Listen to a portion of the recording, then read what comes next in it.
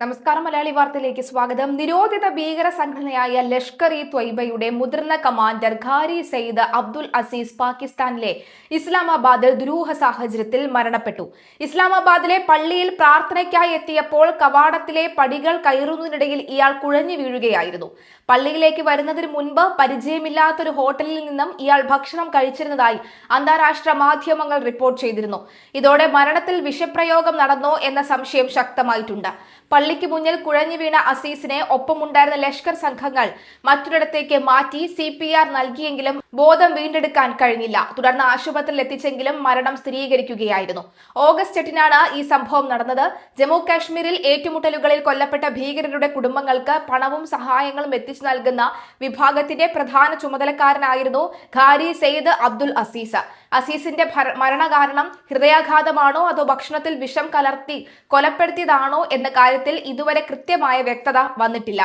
ഇയാളെ അപായപ്പെടുത്തിയതാണെന്ന് തെളിയിക്കുന്ന ഔദ്യോഗിക വിവരങ്ങളോ പ്രതികരണങ്ങളോ പാകിസ്ഥാൻ അധികൃതരിൽ നിന്നോ മറ്റ് ഏജൻസികളിൽ നിന്നോ ഇതുവരെ പുറത്തു വന്നിട്ടുമില്ല.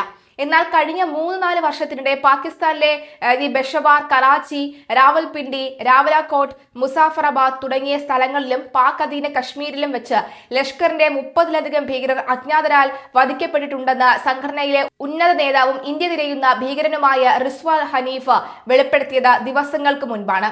അതിനുശേഷമാണ് അസീസിന്റെ ദുരൂഹ മരണം സംഭവിക്കുന്നത്.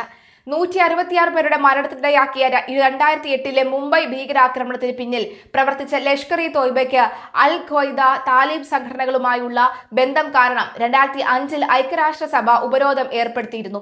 സംഘടനയിലെ അംഗങ്ങൾ തുടർച്ചയായി അജ്ഞാതരാൽ കൊല്ലപ്പെട്ടുവെന്നും കാര്യം ഒരു ഭീകരൻ പരസ്യമായി സമ്മതിച്ചതിന് തൊട്ടു പിന്നാലെ ലഷ്കറിന്റെ മുതിർന്ന നേതാവ് കൂടി മരിച്ചത് സംഘടനയ്ക്കുള്ളിൽ വലിയ പരിഭ്രാന്തി സൃഷ്ടിച്ചിട്ടുണ്ട്. അതിനിടെ ലഷ്കർ ഇ ത്വയ്ബയുടെ മറ്റൊരു കമാൻഡറായ ബിലാൽ ആരിഫ് സരാഫിയും കൊല്ലപ്പെട്ടതായി വിവരങ്ങൾ പുറത്തു വന്നിട്ടുണ്ട്. ലഷ്കറിന്റെ മുരീഖ് കേന്ദ്രത്തിൽ യുവാക്കളെ ഭീകരവാദത്തിലേക്ക് റിക്രൂട്ട് ചെയ്യുന്നതിന് നേതൃത്വം നൽകിയിരുന്ന ഇയാളെ ചില കുടുംബാംഗങ്ങൾ ചേർന്ന് കുത്തിയും വെടിവെച്ചും കൊലപ്പെടുത്തിയതായിരുന്നു ന്യൂസ് ഓൺ എയർ റിപ്പോർട്ട് ചെയ്തിരുന്നു.